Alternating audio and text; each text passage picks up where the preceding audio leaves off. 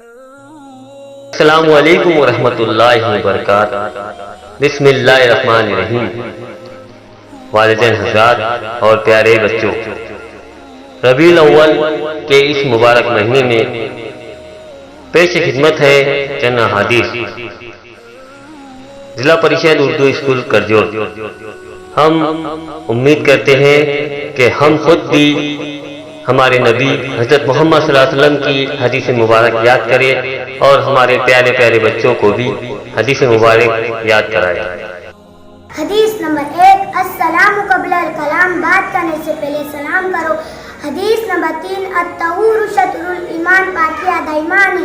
حدیث نمبر 4، الوضوء مفتاح الصلاۃ، وضو نماز کی کنجی ہے۔ حدیث نمبر 5، الصلاۃ عماد الدین، نماز دین کا ستون ہے۔ حدیث نمبر 6، الدعاء مخ العبادہ، دعا عبادت کا مقصد ہے۔ حدیث نمبر 7، افضل العبادت قراءۃ القرآن، قرآن کی تلاوت بہترین عبادت ہے۔ حدیث نمبر 8، اکرم الخبز، روٹی کی عزت کرو۔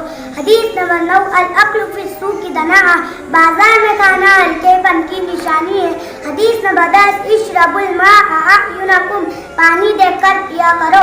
حدیث نمبر 11، طلب العلم فریضۃ علی کل مسلم و مسلمہ، علم کا حاصل کرنا ہر مسلمان مرد اور عورت پر فرض ہے۔